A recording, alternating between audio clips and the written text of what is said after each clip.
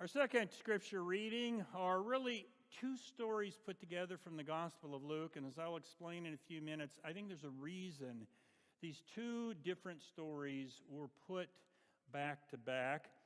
The first story is the parable of the Good Samaritan that you know, and it really comes as an answer. A guy comes up and asks Jesus a question, what's the most important commandments in the Bible? Jesus says, what? Love God with your heart, mind, soul, and strength, and love your neighbor as yourself. And then the guy says, well, who's my neighbor? Okay? And so Jesus, being the great rabbi teacher, doesn't just give him an answer, gives him a story. And Jesus said, a man was going down from Jerusalem to Jericho and fell into the hands of robbers who stripped him and beat him, and he went away, leaving him half dead. Now by chance a priest was going down that road, and when he saw him, he passed by on the other side. So likewise a Levite, when he came to that place and saw him, passed by on the other side. But a Samaritan, while traveling, came near him. And when he saw him, he was moved with pity, and he went to him and he bandaged his wounds, having poured oil and wine on them. Then he put him on his own animal and brought him to the inn and took care of him. The next day he took out 2 denarii and he gave them to the innkeeper and said, take care of him, and when I come back I will repay you whatever more you spend. Now which of these 3 do you think was the neighbor to the man who fell into the hands of robbers? And the man said, the one who showed him mercy. And Jesus said, now you go and you do likewise. Now, as they went on their way, they entered a certain village where a woman named Martha welcomed him into her home. She had a sister named Mary who sat at the Lord's feet and listened to what he was saying. But Martha was distracted by her many tasks, so that she came to him and asked him, Lord, don't you care that my sister has left me to do all the work by myself? Tell her to help me. But the Lord said to her, Martha, Martha, you are worried and distracted by many things. There is need of only one thing. Mary has chosen the better part, which will not be taken away from her. Friends, this is the word of the Lord. Balance. Balance. We learn about balance early in life. I've been reminded of that over the past few years watching our grandsons learn to walk. First, of course, they pull up on the couch, right? And then they'll take those first few tentative steps. They learn from falling.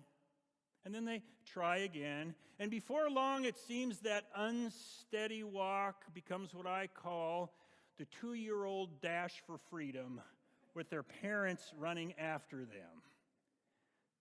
Balance. Mastering balance. I'm pleased to see that bikes are back in the bike racks at Case Elementary School. For a number of years, when I'd go there in the mornings to read stories, I didn't see any.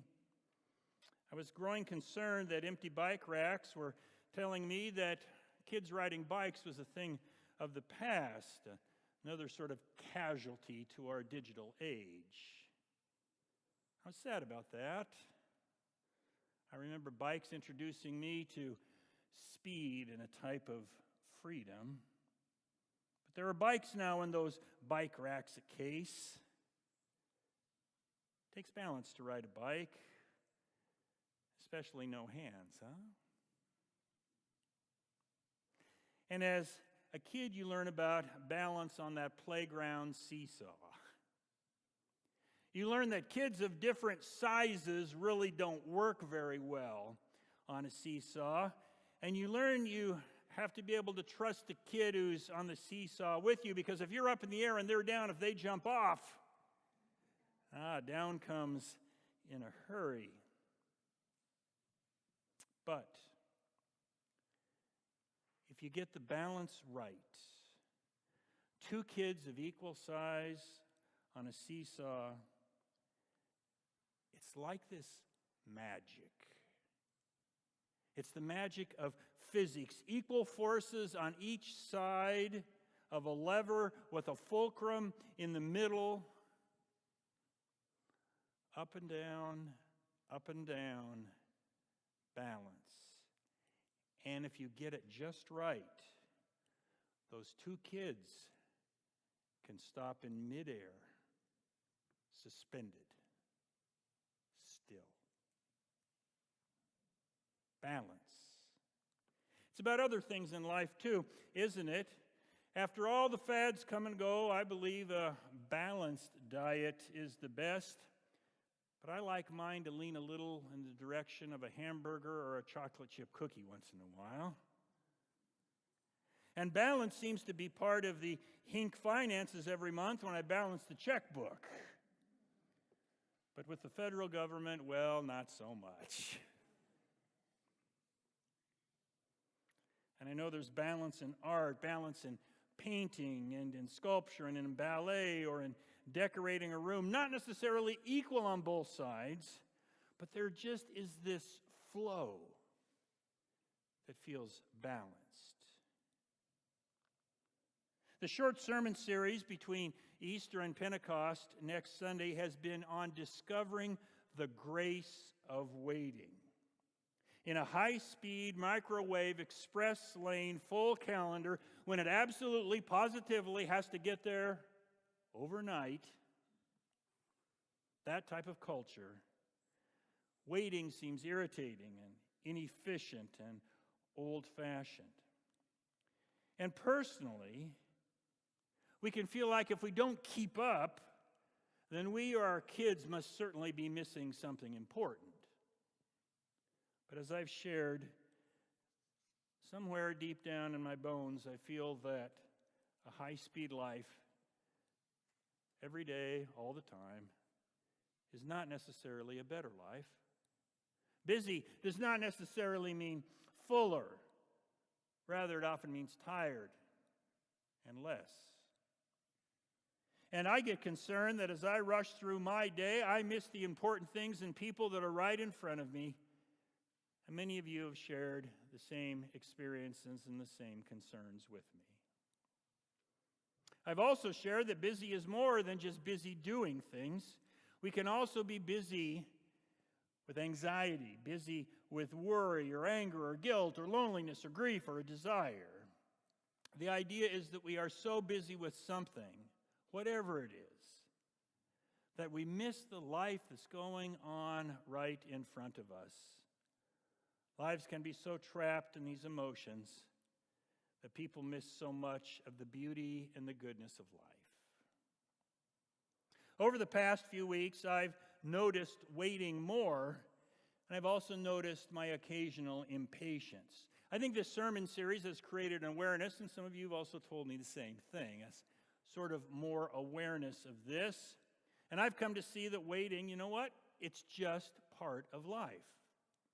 We are not in control. Things happen. The wait at the doctor's office is a little longer than I thought because a patient who was going in earlier needed more of the doctor's attention. The wait in the parking lot is longer than I thought it might be. I'm there with a dead battery because the AAA guy is stuck in traffic trying to get to help me. I waited at a stoplight because stoplights change color, and it isn't always green for me. And the State Street project? Well, we're still waiting.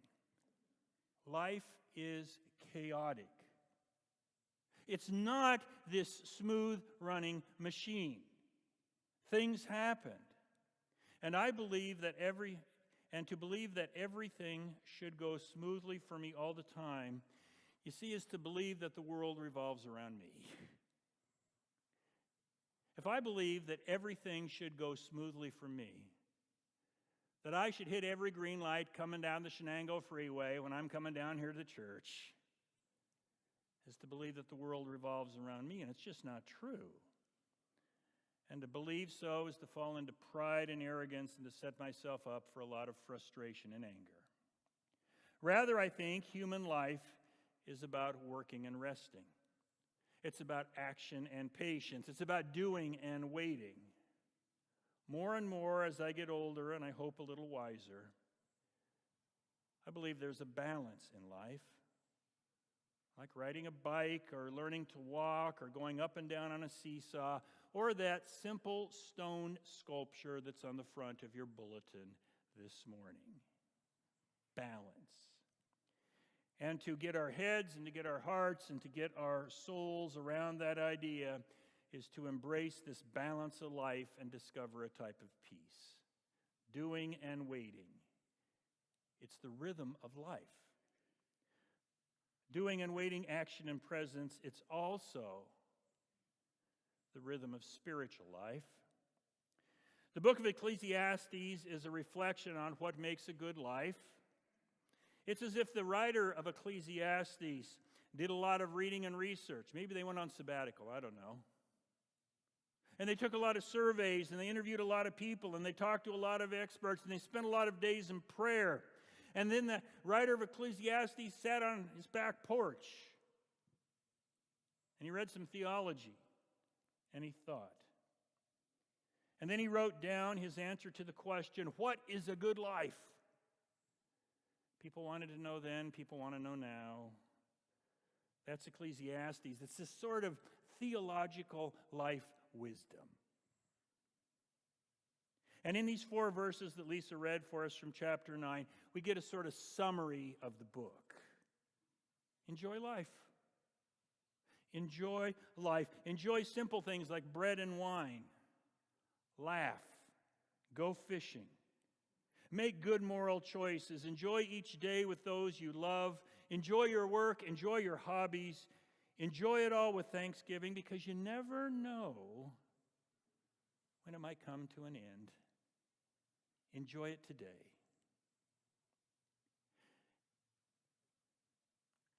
And the summary does not talk about a driven, stressful, overextended, full-speed way of life. It doesn't say, blessed is the person who always wants more.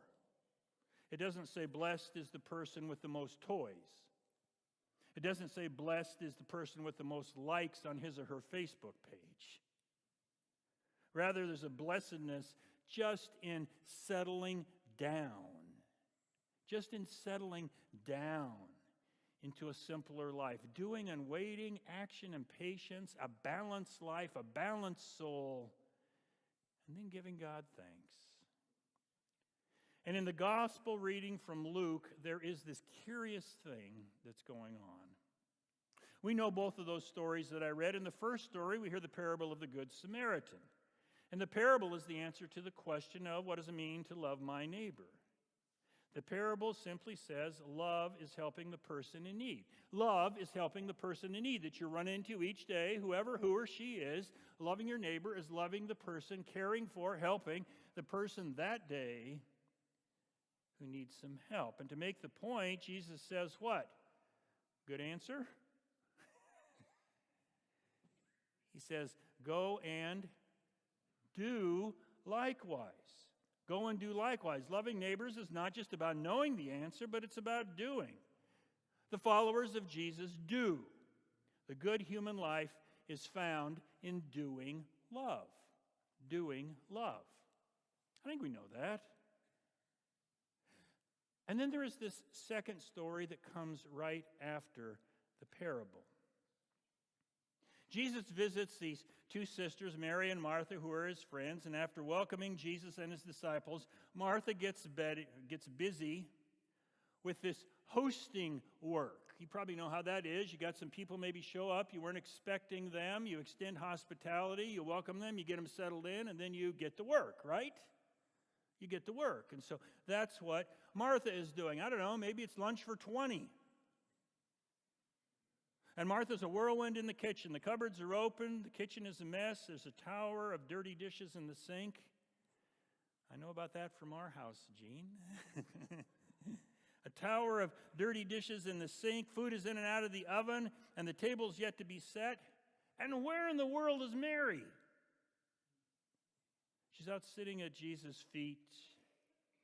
She's with the disciples. She's listening to Jesus. She's learning from Jesus. Finally, Martha, she just can't be quiet any longer. She needs some help. There's this banquet going on, a party for an honored guest. Mary needs to get up and get doing also. You know, it all doesn't just happen. So Martha complains to Jesus. And all of us Martha types get it, right? We understand that. And I can see Jesus patiently and calmly explaining to Martha that more is not always more. Sometimes more is less. A simple meal is all that's needed. Better to spend time together than to miss the opportunity by being busy in the kitchen. There's a time to sit and to rest and to listen and to learn. And all the Mary types understand that. Okay, but here's the curious thing. Those two stories are put right next to each other. Did you notice that? Those two stories are put right next to each other. In the first story, following Jesus means doing and helping. In the second story, following Jesus means sitting and learning. The point is, the followers of Jesus do both. Doing and waiting, action and patience. It's the way of following Jesus. It's the way of life. It's the way of a good life. So, when do you do which? Stories don't tell us. They only say that both matter. As to when, that's left for us to figure it out. Balance. Balance. Years ago after college, before I went to seminary, I did youth ministry and I did adult education ministry at Cottage Lake Presbyterian Church, a northern Seattle suburb. And on the wall of my office there, I'd put these sort of quotes about wisdom and life. And I remember one quote clearly: "We'll soon cease to shoot straight. A bow that is always bent will soon cease to shoot straight." The idea is that a bow that's always stretched, right, loses its power. Now, some 30 plus years later, I can say from experience, yes, that's right.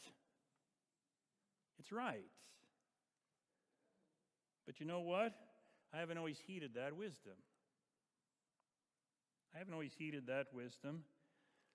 been bent too much.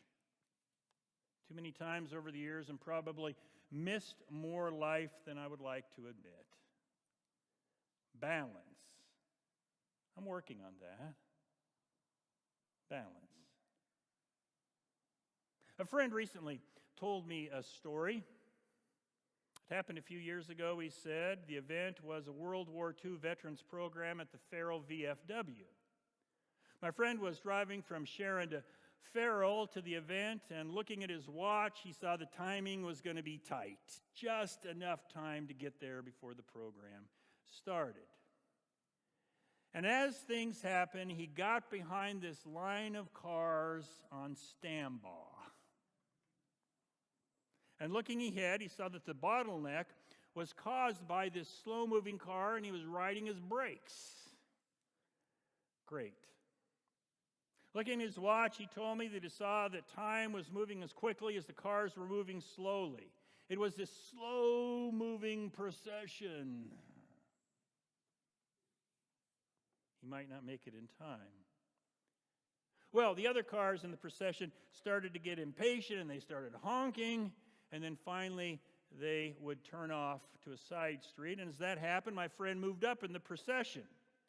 Though tempted to honk and turn off himself, he didn't. Soon he was behind this slow-moving car, and the brake lights continued to come on. And then my friend said he noticed the license plate.